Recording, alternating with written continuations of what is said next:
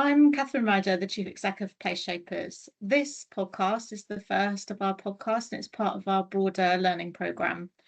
This month, we're looking at how housing associations are supporting their communities in challenging times, including how community centres can support wellbeing and strengthen neighbourhoods. Many of us run community centres, and from the outside, they might look like simple buildings, but at a time when public services are stretched, household budgets are under pressure, and loneliness, poor mental health, and financial hardship are affecting more people than ever, these spaces are becoming absolutely critical in some communities.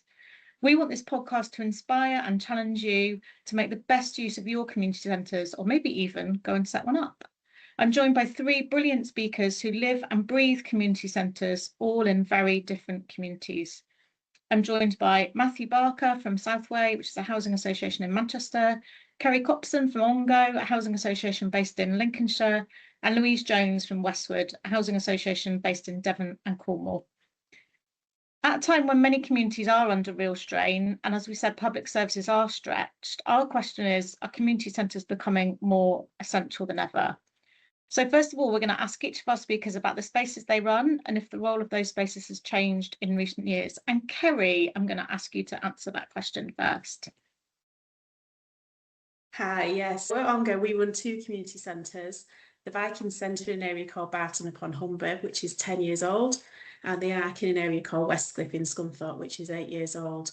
And both are very different in how they look and feel, but have the same mission, similar activities and services, and provide the same opportunities to their local communities.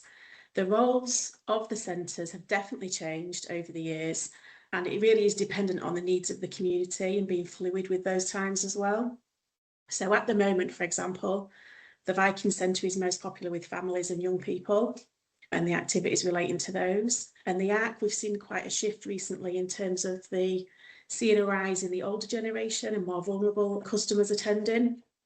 But both still offer the same sort of weekly activities as their core plan, whether that's bingo, knitting, youth clubs, employment support training, links to wider services, for example.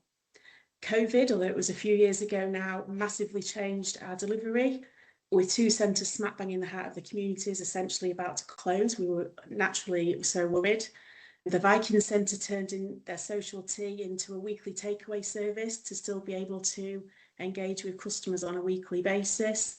The Ark turned into a borderline food factory, and we made thousands of food parcels to vulnerable tenants.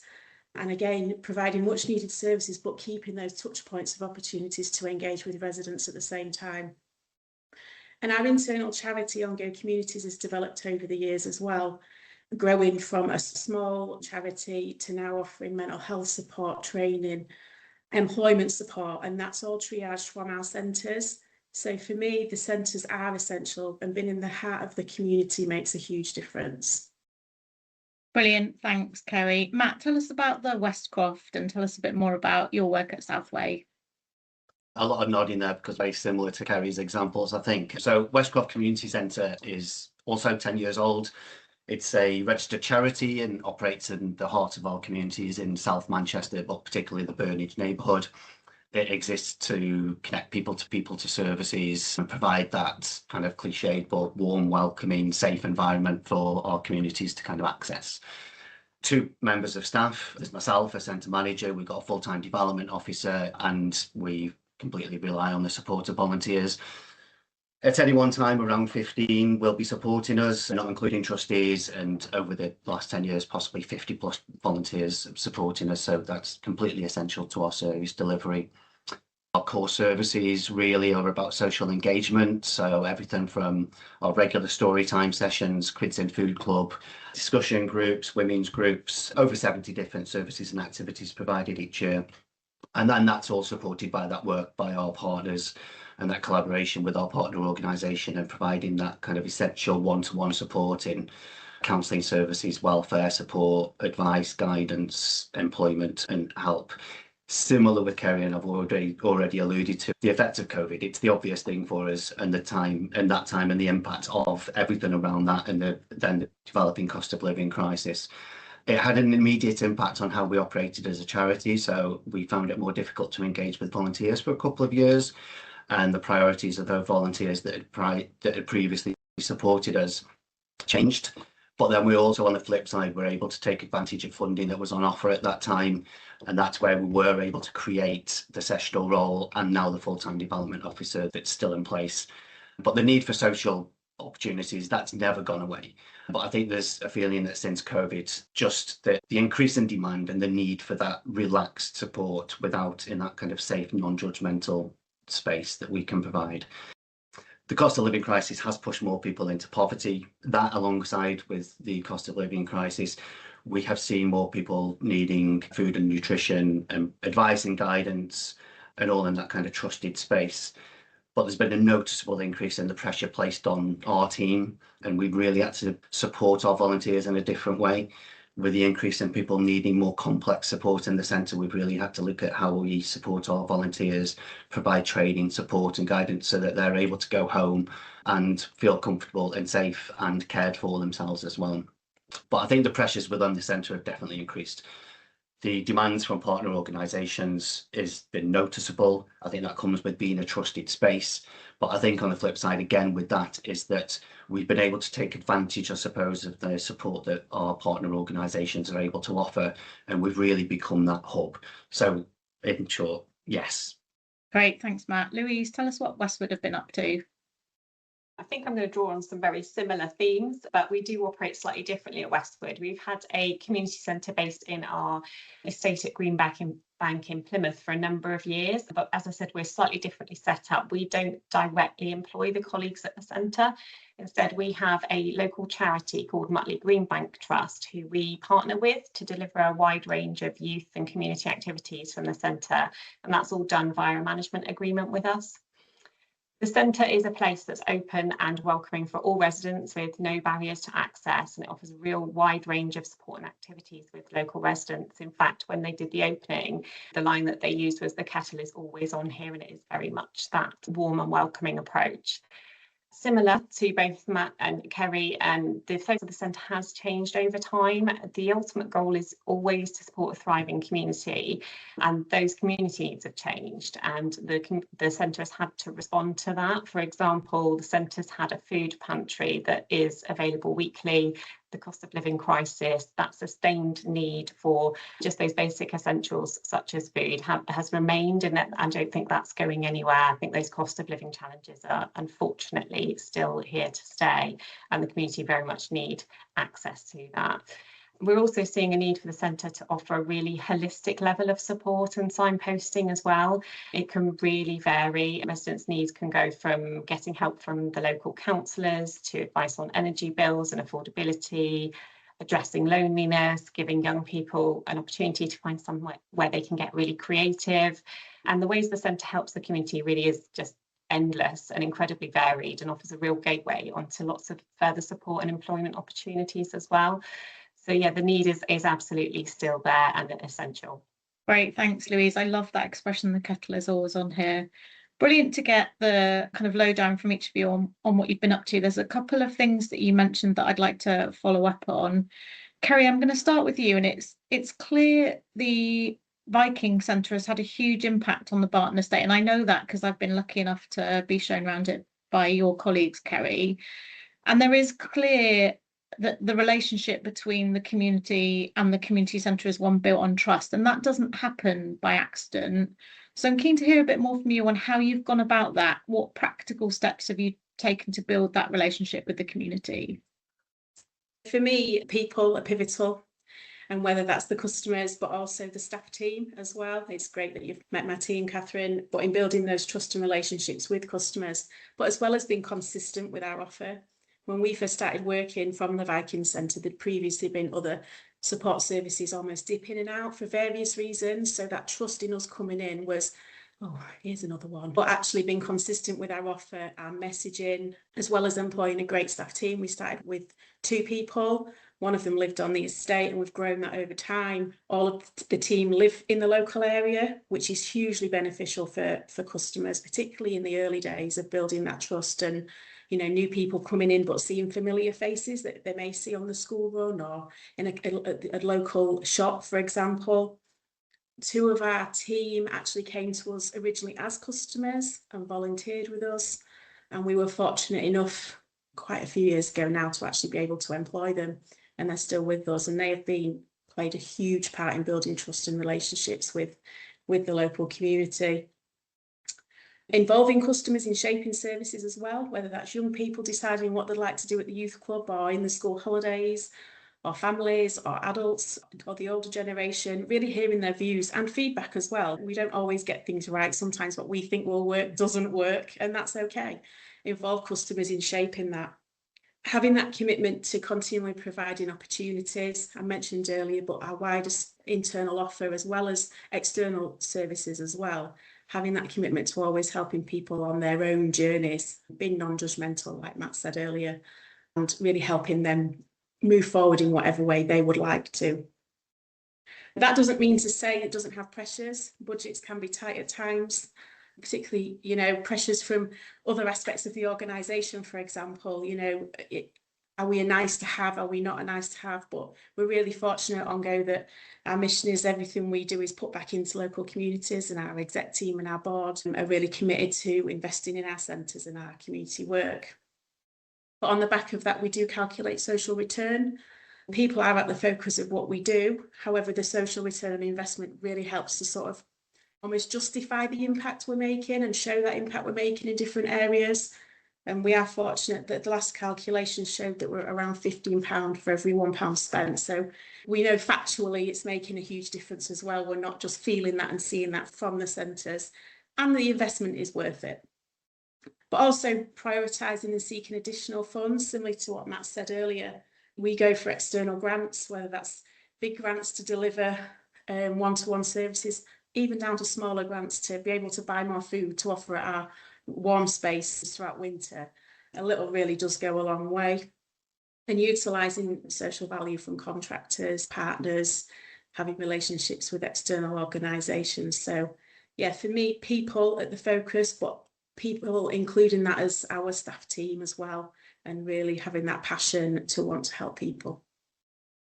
Thanks, Kerry. And if you ever get the chance to go and see the Viking Centre at Ongo, it really has transformed the community. It's genuinely really impressive. Louise, you mentioned that Greenbank has a slightly different model, and you work with partners. Can you tell us how you make the most of the kind of the capacity that partners might bring to the table to help you deliver for your communities? Yeah, of course. For us, it's absolutely essential to actually getting the community centre running. As I mentioned earlier, Westward don't, as the landlord, run the community centre. Instead, we have a charity do the day-to-day running and management. They still provide us that information, like Kerry was touching on, about the social return on investment, but we're not actually involved in the day-to-day tasks that take place there. There's a number of reasons that works better for us. Specifically, we've got really dispersed staff across Devon and Cornwall. It means our communities aren't all in one area, and so actually it's really hard for us to manage our resources to do that in one space. The arrangement is also great because we can really understand the challenges that both Kerry and Matt are absolutely successfully navigating, but they must have around resources and making that community centre work. And we believe that Mutley Greenbank Trust are better equipped to serve the needs of the customers and the local residents. They've qualified staff, dedicated volunteers, and they work through an amazing variety of projects to provide real life-changing opportunities to not only our residents, but that wider local community. As the centre is as the building, is at the centre of one of Westward's buildings, it's at the heart of one of our communities. And it's enabled a really relaxed environment for our residents. They can build trust and confidence alongside the offer of support. We've got a team member who is regularly on site, so we keep that partnership working going, and they can engage really quickly with residents who have identified any kind of need. The centre also often hosts local councillors who really seek to be involved in the local community, which is great. Their involvement helps the local community feel heard, and they can voice their concerns direct to councillors, and they can also hear about those local priorities. And it creates a real sense of trust and a good relationship then with the local decision makers, as well as just us as the landlord. The councillors can also bring some support to the centre as well. They can really highlight the events and activities that are going on at the centre to a much wider audience. And there's a real overlap in the values that Westward have and that our partners also have at Mutley Greenbank Trust. We really focus on community and building opportunities, and we can align our priorities and make sure we're delivering on enriching those communities. The Trust are really excellent at engaging with the youth community as well, which Westward have always found really difficult to achieve. So it's a really great way for us to engage with our harder to reach groups, and the results can be really amazing. We've seen a number of young people come through some youth activities that go on to train in helping the community themselves, but also then going on to gain employment in something that they are really passionate about. And that's where you see the real difference that those really good partnerships can make. I think it's really fair to say that by having the management of the centre done by somebody separate to us, it really does deliver more than we probably would be able to do alone. It allows our customers to build a safe, trusting relationship with those at the centre without any fear that it's going to impact their home or their tenancy in any way. And the team down at Mutley Greenbank Trust also bring a real range of skills that would be really hard for us to replicate. So the community get a real variety of activity and support. Brilliant. Thanks so much, Louise. Matt, again, I've been lucky enough to go to the Westcroft Community Centre and you showed us around, and it immediately feels like a warm, welcoming, inclusive space with something for everyone. But residents, of course, they're not a single group of people. And you touched on this earlier. Can you tell us how community engagement shapes what your community centre looks like and feels like, and the kind of services that you provide there? Yeah, absolutely, Catherine. And it was a joy having you at the centre as well.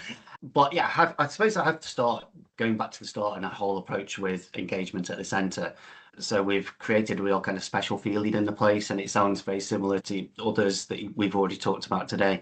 But something a lot of people and a lot of feedback that we receive is how warm, welcoming and comfortable the space is. And, you know, we're a converted couple of end terrace houses, and people don't necessarily expect that. And we use the words informal and relaxed quite a lot when we're talking about Westcroft Community Centre. And that's not by accident. That has taken a lot of work over many, many years, working with the right people to try and kind of create that environment and create that feeling for people that do come through the door for the first time or the 100th time. They're getting that consistent offer and feeling like the place is more homely than clinical. There's a lot that has gone into that in terms of how that looks and feels as well within the space. There's a lot of local artwork up. It's very representative of our communities, and our very diverse communities. And having the right people involved has been kind of critical to that. So by talking, it sounds obvious, by talking and listening to people over the years, especially those volunteers and those that are accessing our services, looking at what support and changing our timetable in response to that feedback has been really important to us. We've got and we've always had an ever-changing timetable. We have core activities, we have core services, but a lot of those services and activities we're now seeing delivered in evenings, afternoons, after school clubs.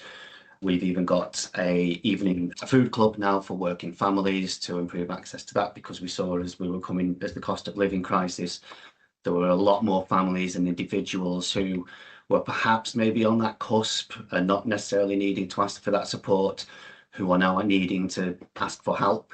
And we recognise the need within our communities, and that was only from listening to people and providing that response. Lived experience is something that we've heard more of in the last couple of years, I think, particularly when we're looking at external funding and having to evidence that as small voluntary sector organisations. And I think for good reason, and I'm glad that's happening, because it's given us the opportunity to really shout about our volunteers and the importance of our volunteers so much more. We've never really actively recruited volunteers. All of our volunteers over the years, the vast majority anyway, have come through the door to access services in the first place. They are local to us. They know Burnage inside out. Many have lived here for all of their lives. They come to access services. They've liked what we do. Going back to what I was saying before, they felt comfortable, safe, and gradually got more and more involved in what we're doing with the right support, with the right training, and giving them the opportunity to share their skills, knowledge, experience, giving them the opportunity to actually lead and deliver on activities. That's all added to that environment that we've created.